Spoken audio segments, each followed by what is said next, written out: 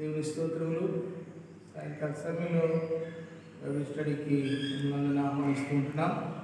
మీరందరూ సంపూర్ణని నమ్మి ప్రభుని స్తుతిస్తూ ఈ బైబిల్ స్టడీని ప్రభు నామములో మనం ప్రారంభించుకున్నాం. ప్రార్థన చేస్తాం. పరిశుద్ధుడా, ప్రేమగల తండ్రి, దయగలిగిన ఆయన నీకు వందనాలు, నీకు స్తుతి స్తోత్రాలు చెల్లిస్తూ ఉంటున్నాం. ఈ యొక్క సాయంకాల సమయంలో ఈ సన్నిధిలో చేరి ప్రభువా మరి బైబిల్ స్టడీని కలిగి ఉండడానికి మీరు కృప చూపించినందుకు కొరకై మీకు వందనాలు, మీ స్తోత్రాలు చెల్లిస్తున్నాం. ఈ సమయంలో సమకూర్చిన వారి కొరకై స్తోత్రాలు, వచ్చిన వారిని స్థుతిస్తూ ఘనపరుస్తూ మీ చేతులకు అప్పగించుకుంటూ మీ రక్తాన్ని మమ్మల్ని పోషించుకుంటూ వాక్యాన్ని మీరు కలిగి చేయమని వినువాదుల మీద మీ ఆత్మకు కుమరించమని కనుక మహిమ ప్రభావం పొందమని యేసుక్రీస్తు శ్రేష్టమైన నామంలో ప్రార్థన చేస్తున్నాం తండ్రి. ఆమేన్. ఎంత జాలి యేసువా, ఇంతయని ఊహించలేను, ఎంత జాలి యేసువా, రక్షకుండ నాకు బదులు శిక్షలను భవించినావు, రక్షకుండ నాకు బదులు శిక్షలను భవించినావు, సిలువయందు సొమ్మసిల్లి, సిలువయందు సొమ్మసిల్లి చావందితివి నాకై, ఎంత జాలి యేసువా, ఇంతయని ఊహించలేను, ఎంత జాలి యేసువా.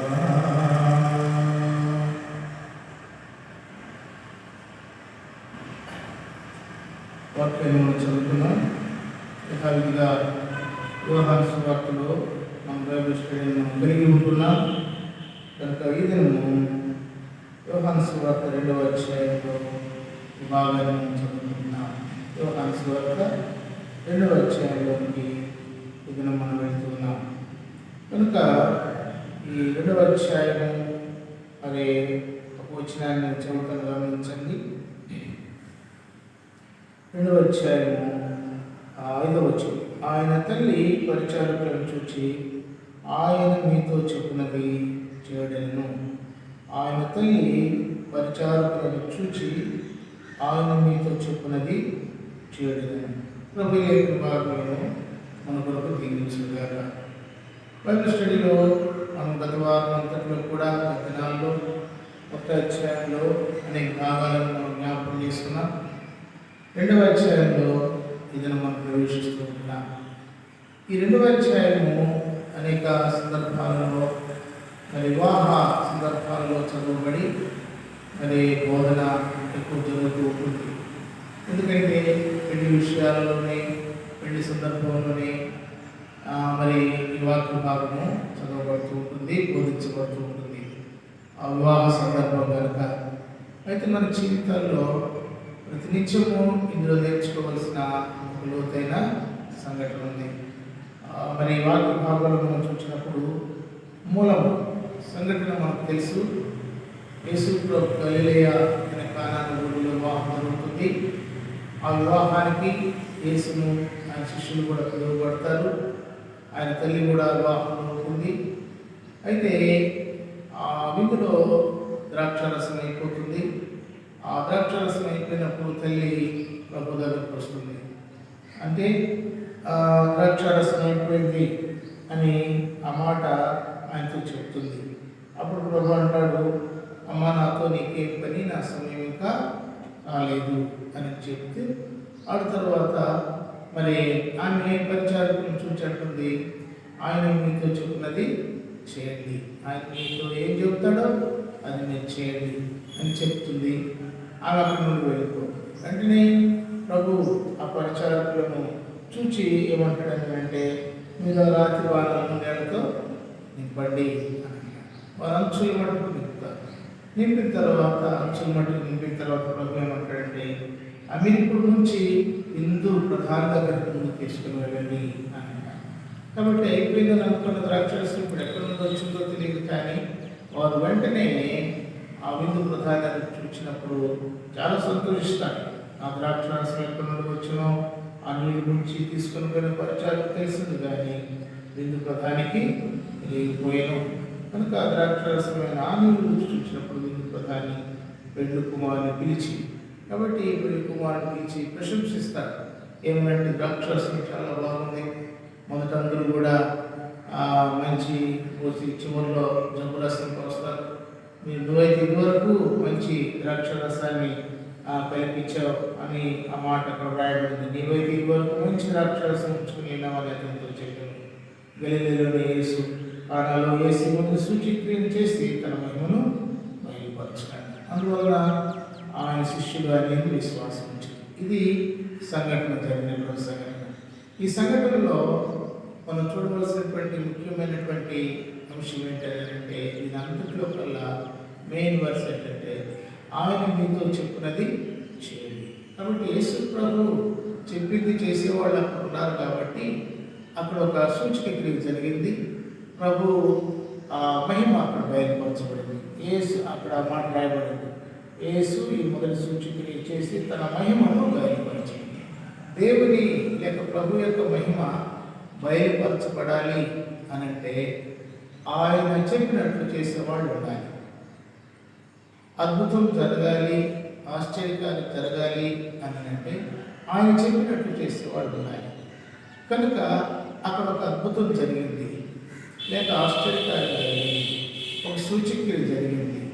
ఆ వివాహంలో కొరత తీర్చబడింది. ఆ వివాహంలో ప్రభు యొక్క మహిమ బయలుపరచబడింది. ఈ మూడు విషయాలు మన వాక్యంలో మనం చూస్తాం. పెళ్లిలో కొరత తీర్చబడింది, అక్కడ ఒక సూచక క్రియ జరిగింది, ప్రభు యొక్క మహిమ అక్కడ బయలుపరచబడింది. సూచక క్రియ జరగడానికి లేక కొరత తీర్చబడటానికి అక్కడ ఒక సూచక క్రియ జరగడానికి, అలాగే ప్రభు యొక్క మహిమ బయలుపరచబడడానికి కారణం ఒకటే. ఏంటి ఆ కారణం అంటే ఆయన పరిచారం. కాబట్టి పరిచారకుల గురించి మరి మీరు ఆ రాతి బాణలు నీళ్లతో నింపండి అనేటువంటి మాట. కనుక ఎదురున ఆయన చెప్పినట్లు చేసేవాళ్ళు ఎక్కడైతే ఉంటారో అక్కడ కొరత తీర్చబడుతుంది, సూచక క్రియ జరుగుతుంది, ప్రభు మహిమ బయలుపరచబడుతుంది. కాబట్టి కొన్ని కుటుంబాలలో ఎన్నో కొరతలు ఉన్నాయి. ఆ కొరతలు ఎలా తీర్చబడుతుంది? ఏదైనా ఒక కార్యం జరగాల, ఎట్లా జరుగుతున్నది? ప్రభు యొక్క మహిమ ఎట్లా బయలుపరచబడుతుందంటే ఆయన చెప్పినట్లు మనం చేసేవారుగా ఉన్నప్పుడు. ఆ పరిచారకులు ప్రభు పరిచారకులు కాదు, ఆ పరిచారకులు ప్రభు యొక్క శిష్యులు కాదు. ఆ పరిచారకులు ఆ పెళ్లిలో పనిచేసేవాళ్ళు. కాబట్టి ఇప్పుడు నువ్వేంటయ్యా మాకు చెప్పేది అన్నట్లుగా కూడా వాళ్ళు అనుకోలేదు, కానీ ఆయన చెప్పినట్లు చేశారు, అద్భుతం జరిగింది. ప్రియులారా, ఎప్పుడైనా గుర్తుపెట్టుకోండి, ఆయన మీతో చెప్పినది చేయండి. ఈ మాట మీ గుండెల్లో ఉంచుకోండి, ఈ మాట మీ మనసులో ఉంచుకోండి, ఈ మాట మీ తలపుల్లో ఉంచుకోండి. ఆయన చెప్పినట్లు చేసే వ్యక్తిగా నీవు ఉంటే నీ జీవితంలో అద్భుతం జరుగుతుంది, అవసరత తీర్చబడుతుంది, ప్రభు యొక్క మహిమ అక్కడ బయలుపరచబడుతుంది. ఆయన చెప్పినట్లు చేయండి. కనుక బైబిల్ గ్రంథంలో మనం ఈ మాటలు మనం చూస్తాం. పేతురు కూడా ఒకసారి రాత్రంతా ప్రయాసపడతాడు. ఎంత ప్రయాసపడతాడనంటే తెల్లవాళ్ళు ప్రయాసపడతాడు. ఎల్లారిపోయేటట్టు ప్రభు వస్తాడు, నూనెలో కూర్చుంటాడు, లోతుకు నడిపించు అని అంటాడు. నడిపించిన తర్వాత దోని కుడి పక్కన వాళ్ళ వేయాలి. అప్పుడు పేతురు ఏమంటాడు చెప్పండి? ప్రభువా, రాత్రంతా ప్రయాసపడ్డాము, మాకేమీ దొరకలేదు, అయినను నీ మాట చొప్పున మేము వలవేస్తున్నాం. చూడండి, కాబట్టి ప్రయాసపడ్డాం, కష్టపడ్డాం, ఏం పడలేదు, కానీ నువ్వు చెప్పినట్టు నేను చేస్తాను. నువ్వు చెప్పినట్టే దేవుని కుటుంబం పక్కన వల వేస్తాను. నువ్వు చెప్పావు కాబట్టి నువ్వు చెప్పినట్టు చేస్తాను. నువ్వు చెప్పింది నేను చేస్తాను. అయినా నీ మాట చొప్పున నేను వల వేస్తాను. వేశాడండి. అద్భుతం జరగలేదా? ఎంత అద్భుతం! వాస్తవంగా ఆయన జీవితంలో ఎప్పుడూ పట్టణాన్ని చేపలు పట్టాడు. వాళ్ళ పిగిలిపోయేటట్టు పట్టాడు. అనగా వాళ్ళలోనికి అద్భుతంగా వచ్చింది. ఎంత అద్భుతం అనుకుంటారు ఇది? ఎంత సూచిక్రియ! ప్రభు మాట వింటే అద్భుతం జరుగుతుంది, ఆశ్చర్యకార్యం జరుగుతుంది, మహిమ బయలుపరచబడుతుంది. ఆ మాట వినకపోవటాన్ని బట్టే ఈ దినాల్లో అవి ఆగిపోతూ ఉన్నాయి. కనుక ఆయన మీతో చెప్పినది చేయండి, మీరు చేయండి, మీ పిల్లలు చేసేటట్టు చూడండి. కుటుంబం అంతా కూడా ఆయన మీతో చెప్పినది చేసేటట్టు మీరు నిర్ణయించుకుంటే, తీర్మానం చేసుకుంటే అద్భుతం జరుగుతుంది. దేవుని యొక్క వాక్యంలో కూడా మనం చూసినప్పుడు ఈ నా మాటలు విని వాటి చొప్పున చేయి ప్రతివాడు. చూచారు ఎంత మాట! ఈ నా మాటలు విని వాటి చొప్పున అంటే నేను చెప్పినట్లు చేసేవాళ్ళు ఎట్లా ఉంటారు? బండ మీద తన ఇల్లు కట్టుకున్నట్లుగా బుద్ధిమంతం పోయి ఉంటారు. వాన వచ్చినా, వరద వచ్చినా, గాలి వచ్చినా దాని మీద కొట్టి బలహీనపరచాలని చూసినా ఆ ఇల్లు పడిపోదు. ఎందువల్లంటే పునాది మీద వేయబడింది. ఏంటి ఆ పునాది అంటే నేను చెప్పినట్టు చేయటమే పునాది. నేనేం చెప్తున్నాను? ఈ నా మాటలు విని వాడి చొప్పున చేయటం అంటే నేను చెప్పింది చేసేవాళ్ళు, నేను చెప్పింది చేసే ఆయన పునాది మీద ఉన్నప్పుడు దాన్ని ఎవరు కదిలించలేదు. అనేక కుటుంబాలు కదిలిపోతున్నాయి, అనేక కుటుంబాలు పడిపోవడానికి సిద్ధంగా ఉంటున్నాయి, అనేక కుటుంబాలలో అనేక కదలికలు వస్తున్నాయి. కానీ ఆయన మీతో చెప్పినది చేయండి అనే బండ, ఆ బండ మీద మనల్ని మనం కట్టుకుంటే ఎప్పటికీ స్థిరంగా ఉంటాం. కాబట్టి ఈ మాటలు మనం గుర్తుపెట్టుకోవాలి.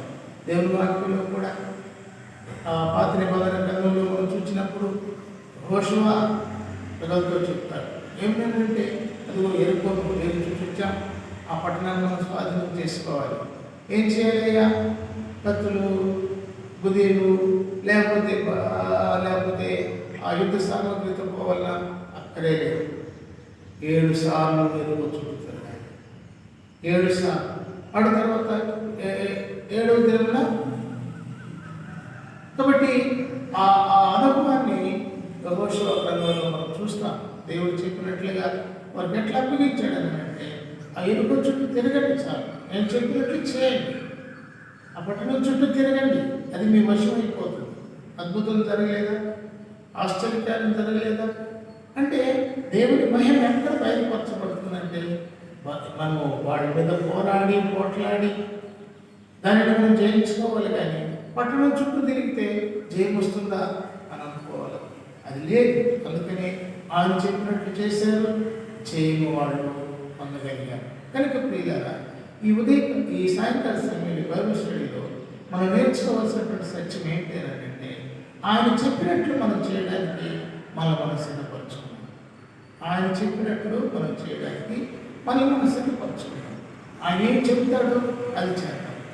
ఆయన చెప్పడం అంటే దేవుని యొక్క మాట ప్రకారం మనం జీవించాలి. దేవుని వాక్యం ఏం చెప్పబడుతుందో ఆ రీతిగా మనం చేయాలి.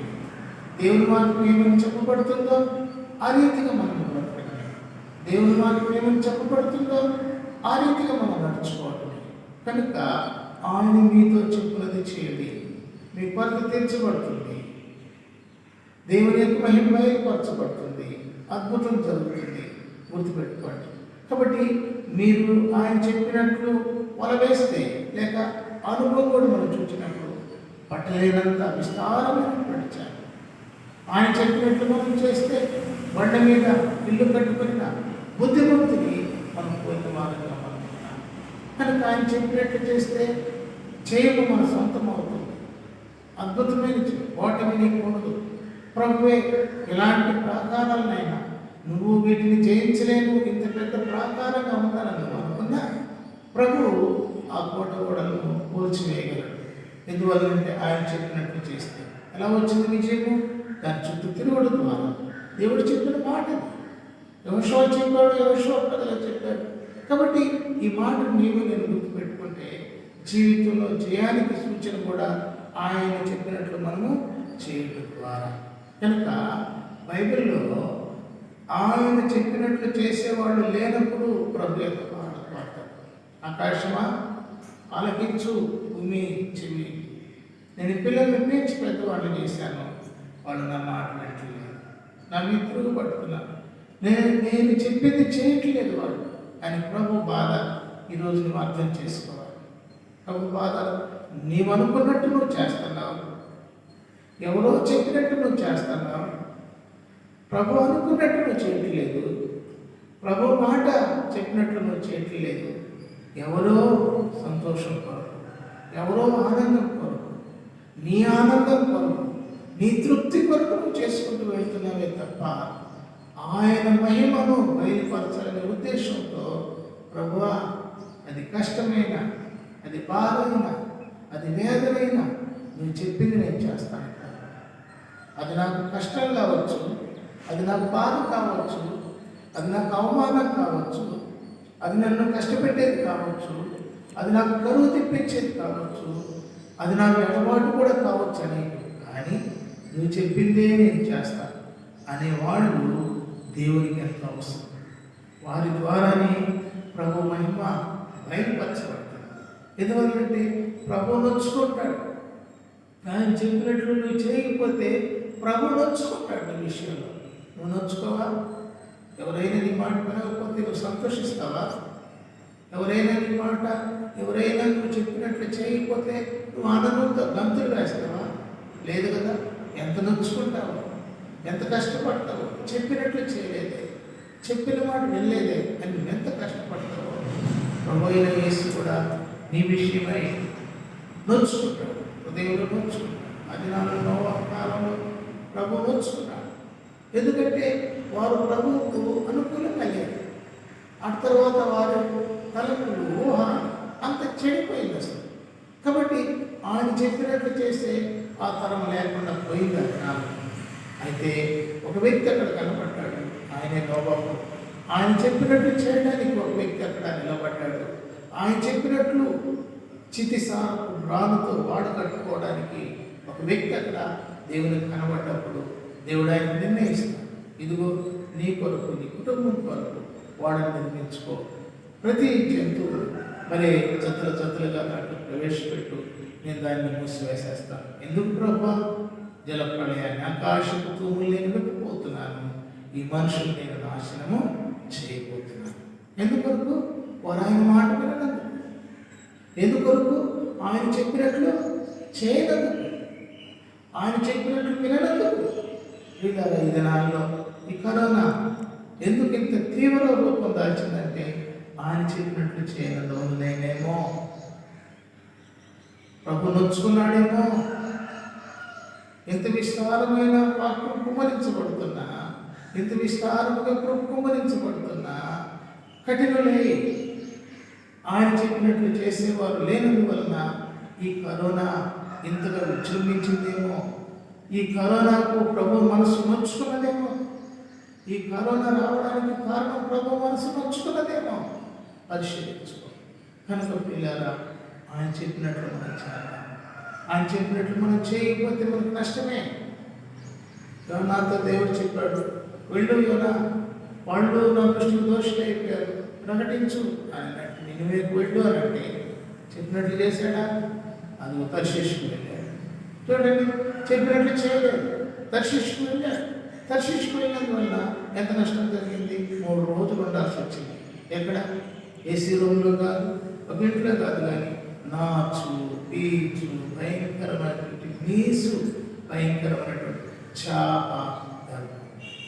కాబట్టి చేప కడుపులో, అతి మింగులు మత్స్యం కడుపులో ఆయన 3 రోజులు భయంకరమైనటువంటి యాతన పడాల్సి వచ్చింది. ఎందుకు ఈ బాధ అంటే చెప్పినట్లు చేయలేదు. ఎంతోమంది వారు చెప్పినట్లు చేయనందువలన నష్టపోయిన సందర్భాలు బైబిల్ గ్రంథంలో మనం చేద్దాం చూస్తాం. సౌలు రాజు దేవుడు ఏర్పరిచినప్పుడు, దేవుని ప్రజల కొరకు వారు కోరుకున్నట్లుగా నిర్ణయించబడ్డప్పుడు ఆయన చెప్పినట్లు చేయలేకపోవడం వల్ల సౌలు ఎంత నష్టపోయాడు దేవుని మార్పులో మనం చూడగలం. బలులు అర్పించుట, నైవేద్యం అర్పించుట, ఇవి నాకు సంతోషం కలిగిస్తాయో మనం అనుకుంటున్నాం. సౌలు మాట వినుట శ్రేష్టం. నా మాట నేను చెప్పినట్లు నువ్వు చేయలేదు, నేను చెప్పినట్లు నువ్వు వినలేదు, నేను చెప్పినట్లు చేయని నీవు నా ప్రజలను పరిపాలించడానికి యోగ్యుడవు కావు.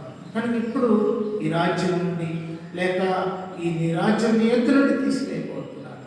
కాబట్టి రాజ్యం పోయింది, రాజరికం పోయింది, ఎంతటి స్థానానికి వెళ్ళిపోయారు. చూచారా, పోగొట్టుకున్నాడు. దేవుడిచ్చిన ఆధిక్యతలు పోగొట్టుకున్నాడు.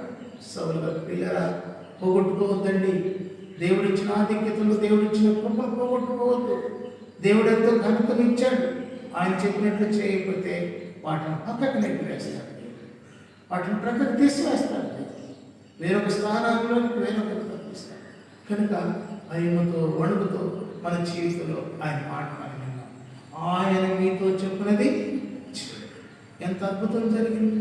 మధురమైనటువంటి ద్రాక్షారసం. ఎవరైతే ఆయన చెప్పినట్లు చేస్తారో వారి జీవితంలో గొప్ప కార్యాలను మనం చూస్తాం. ఇప్పుడు మనం చూచాము. కాబట్టి నీ జీవితంలో జయం కావాలన్నా, నీ జీవితంలో అవసరం తీర్చబడాలన్నా, నీ జీవితంలో కొరతలు తీర్చబడాలన్నా, నీ జీవితంలో మరి దేవుని మహిమ బయటపరచబడాలన్నా ఒకటే కాదు, ఆయన నీతో చెప్పింది చెయ్యి. ఆయన నీతో ఏం చెబుతాడో అది చెయ్యి. కాబట్టి అబ్రహాము తన జీవితంలో కూడా ఆయన చెప్పినట్లు చేశాడు. వెళ్ళమంటే వెళ్ళిపోయాడు, చూపించే దేశానికి వెళ్ళినట్టు వెళ్ళిపోయాడు. ఏమీ అక్కడ మరి సందేహించలేదు కదా. ఆయన ఏం చెప్పాడు. అబ్రహాం మళ్ళీ 22 అధ్యాయాలు మనం చూసినప్పుడు కుమారుడు ఇచ్చిన తర్వాత అబ్రహామా అనంటే చిత్తం ప్రభా చెప్పు, నువ్వు చెప్పినట్టు ఏం చేస్తాను అన్నట్లు రెడీ అయిపోయాడు. కాబట్టి దేవుడు ఏమి చెబుతాడో అది చేయడం కొరకు ముందుగానే సిద్ధపడిపోయాడు అబ్రహాం. చిత్తమో ప్రభా అనే అర్థం ఏంటి? నువ్వేమి చెబుతావో అది నేను చేస్తాను.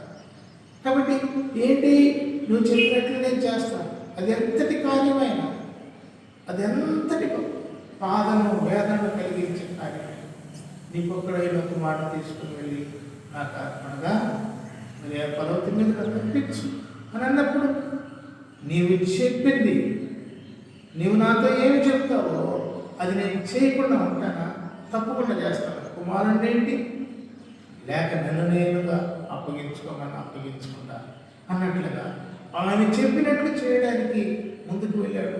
చెప్పినట్లు విశ్వాసంతో చేశాడంటే దేవుడే భయపడి దేవుడు పరలోకం నుంచి ఆయన చేపట్టుకుందా. కనుక ఇది అబ్రహాం ఎందుకు అబ్రహాం దేవుడు అని దేవుడు ఎందుకు అబ్రహామును ముందు వరుసలో పెట్టాడు చెప్పండి? ఆయన చెప్పినట్లు చేసిన వాడు కనుక. అబ్రహాము దేవుడును అని ఎందుకు దేవుడు కొనియాడబడుతూ ఉన్నాడనంటే ఇశ్రాయేలు మధ్య ఆయన చెప్పినట్లు చేశాడు కనుక. ఆయన చెప్పినట్లు ఊరు విడిచి వెళ్ళాడు. ఆయన చెప్పినట్లు మరి తన కుమారుని బలిగా అప్పగించాడు.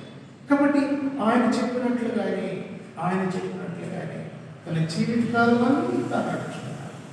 ఆయన ఏమి చెప్పాడు అవన్నీ కొన్ని పొరపాట్లు ఆయన జీవితంలో ఒక పొరపాటు ఎన్నో లేవు, కానీ ఒక పొరపాటు తన జీవితంలో వచ్చినప్పటికీ కూడా ఆయన చెప్పినట్లు చేశాడు కాబట్టి, ఆయన చెప్పినట్లుగానే చేశాడు కాబట్టి ఎలాంటి స్థానంలోకి వెళ్ళాడంటే నిజంగా దావీదు వంశంలో నుండి ప్రభువుని యేసు క్రీస్తు. కాబట్టి ఆయన చెప్పినట్లు చేసిన అబ్రహాము ముందు వరుసలోకి వెళ్ళిపోయాడు. ఆయన చెప్పినట్లు చేసిన దావీదు తన జీవితంలో దేవుని వంశావళిలో ఇంత గొప్ప ధన్యత మనం చూస్తూ ఉన్నాం. ఆయన చెప్పినట్లు చేయడంలో నీకు మేలుంది, ఆయన చెప్పినట్లు చేయడంలో నీకు దీవెనుంది, ఆయన చెప్పినట్లు చేయడంలో నీకు ఆశీర్వాదం ఉంది, ఆయన చెప్పినట్లు చేయడంలో దేవుని మహిమ నీడలో ప్రత్యక్షపరచబడుతుంది. కనుక ఇంటి మహిమకు నువ్వు వారసుడు కావాలి అని అంటే ఈ ఉదయం ఈ సాయంకాల సమయంలో ఈ బైబిల్ స్టడీలో నువ్వు నేర్చుకోవాల్సిన సత్యం ఏంటంటే వాక్యం విన్నావు ప్రభువా, మనసులో నువ్వు చెప్పినట్లు చేస్తాను. నువ్వు చెప్పినట్లుగా నేను బ్రతుకుతాను ప్రభు, నీవు చెప్పినట్లు నేను చేయకుండా నేను పాపం చేయను అని నిర్ణయించుకో. పాపం ఆయన చెప్పినట్లు చేయకపోవటం పాపం, అంతే కదండి.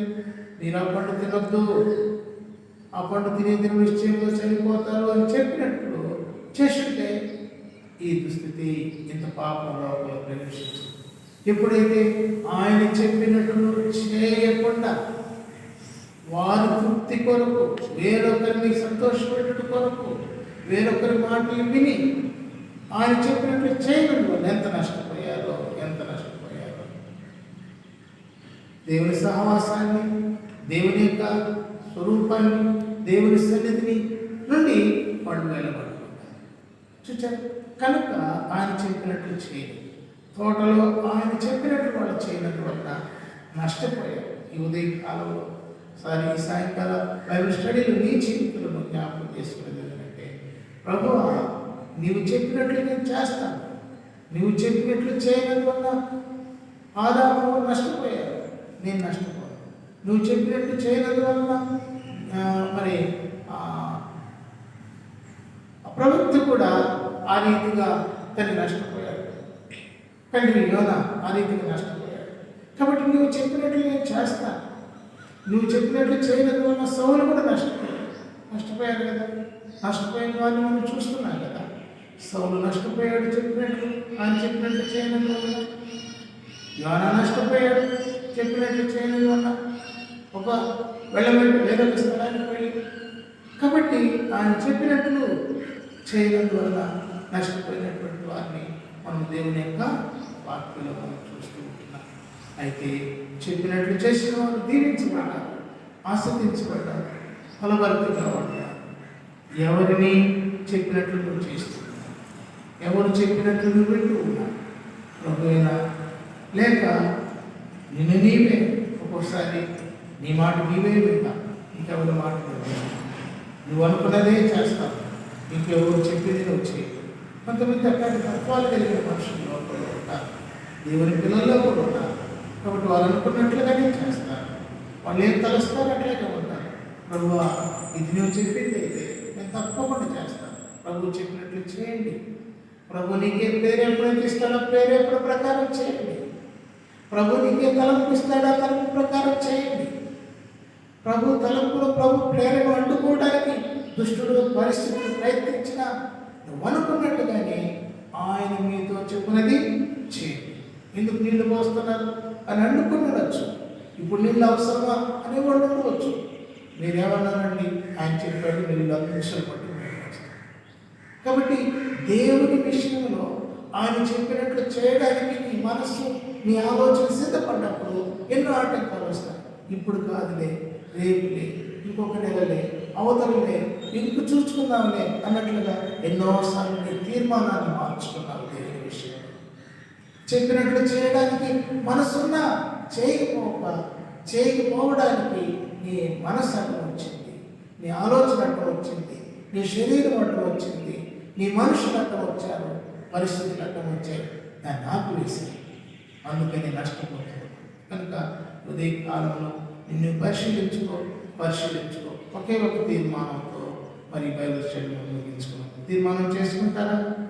నేను నష్టపోను, యోనా వలె నేను నష్టపోను, సౌలు వలె నేను నష్టపోను.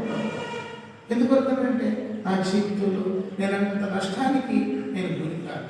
ఆదాము వలె కూడా నేను నష్టపోను, నేను మేలు కొడుతాను. ఈ మాట దావీదు వలె, అబ్రహాము వలె, అదిగో వారు చెప్పినట్టు చేసిన ఆ యొక్క పేతురు వలె ప్రభు నేను మేలు పొందుతాను, అందుకు నాకు సిద్ధపరచు అని ప్రభువుకు నేను అప్పగించుకుంటే చాలు.